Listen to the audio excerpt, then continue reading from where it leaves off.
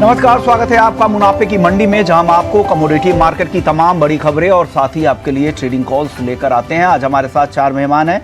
किशोर नारने हैं Motilal Oswal financial services से, वंदना भारती हैं एसएमसी ग्लोबल सिक्योरिटी से, दिनेश सोमानी है प्रो इंटेलीट्रेड सर्विसेज से और धर्मेश भाटिया हैं एमिरेट्स एनबीडी से। आप चारों मेहमानों का बहुत बहुत शुक्रिया। वंदना जी, आप बताइए, आप क्या सलाह दे रही हैं आज के लिए ट्रेडर्स के लिए गोल्ड और सिल्वर दोनों ही काउंटर में?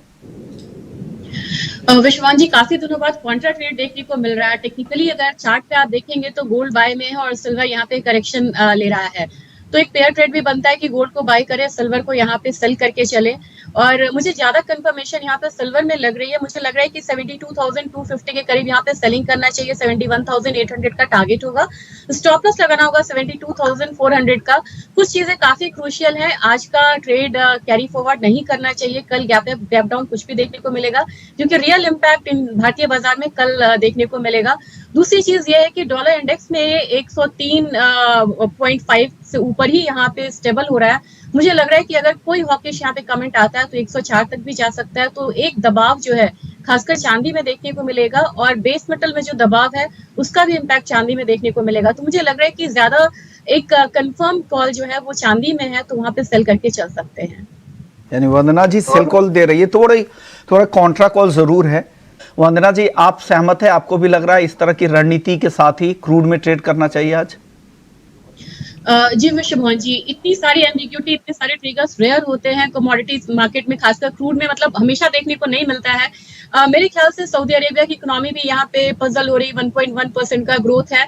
तो अरामको से अगर कट होता है या और कट्स यहाँ पे होते, कल भी ओपेक की मीट है, तो एक जंप मिल सकता है क्रूड ऑयल को। और मेरे ख्याल से 6400 एक करेक्शन पे ही यहाँ पे बाइंग करनी चाहिए। 6600 एक पॉसिबिलिटी मुझे लग रहा है एमसीएक्स में, और इसके लिए स्टॉप लॉस लगाना होगा करीब 6300 का। तो 6400 के करीब यहाँ पे बाइंग करें, थोड़ा सा करेक्शन पे। टारगेट 6600 का होगा, स्टॉप लॉस यहाँ पे होगा 6300।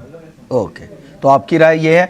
अब वंदना जी, आपकी टॉपिक आज के लिए बेस मेटल्स में? मुझे कॉपर और जिंक क्लैरिटी लग रही है इन दोनों कमोडिटी में। एक तो पीएमआई यहाँ पे नेगेटिव आया है, थोड़ा सा इंप्रूव हुआ, फिर भी 50 से नीचे है चाइना का, तो एक नेगेटिव इंडिकेशन है। और मुझे लग रहा है कि डॉलर इंडेक्स भी आज बढ़ेगा, तो दबाव देखा जा सकता है 733 के करीब। यहाँ पे कॉपर में बिकवाली की सलाह रहेगी, 728 का टारगेट होगा, स्टॉप लॉस लगाना होगा करीब करीब यहाँ पे 734.5 का। ऐसे जिंक में मुझे लग रहा है कि एक छोटी सी जो करेक्शन है वो देखने को मिल सकता है, तो 227.5 के करीब एक सेलिंग स्ट्रैटेजी लेनी चाहिए। टारगेट होगा 226 का, स्टॉप लॉस लगाना होगा 228 का जिंक। और आमतौर पे होता भी है, जब बहुत तेजी आती है उस समय कोई नहीं बोलता, जब गिरावट, एक दिन की गिरावट में हंगामा हो जाता है कि इतनी गिरावट क्यों आ रही है, फंडामेंटल्स के खिलाफ चलते हैं। अब पूरा रिप्रेजेंटेशन तो यहाँ पे वायदा बाजार है नहीं हाजिर का, एक मिनिमल कह सकते हैं, एक छोटा सा परसेंटेज है जो यहाँ पे रिफ्लेक्ट हो रहा है। तो जिनकी जैसी पोजीशन है उस हिसाब से अपने बयान देते हैं। चलिए वंदना जी, आप बताइए, मसालों में आपको क्या पसंद आ रहा है आज? मुझे लग रहा है कि जीरा यहाँ पे 27,000 से 25,500 के बीच में कंसोलिडेशन बना रहा है। यहाँ पे बाइंग की सलाह रहेगी, 26,800 के करीब बाइंग करनी चाहिए। 27,200 का टारगेट होगा, स्टॉप लॉस यहाँ पे लगाना होगा 26,600 का। और ग्वार में वंदना जी क्या करना चाहिए? ग्वार सीड, ग्वारगम, काफी गिरावट अब आ चुकी है, लग रहा है अब ये गिरावट पूरी हो चुकी है, अब खरीदें क्या 10,000 के नीचे ग्वारगम को?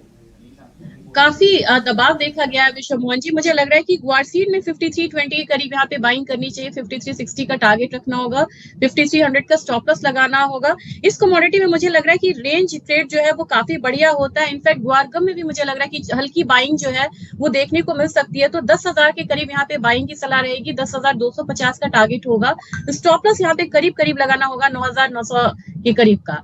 तो मेरे ख्याल से 10,500 10,600 तक का इस लेग में लग रहा है कि एक बार अपसाइड देखने को मिल सकता है ग्वारगम में। शुक्रिया वंदना जी, किशोर सर, सोमानी जी, आप सभी का बहुत बहुत शुक्रिया।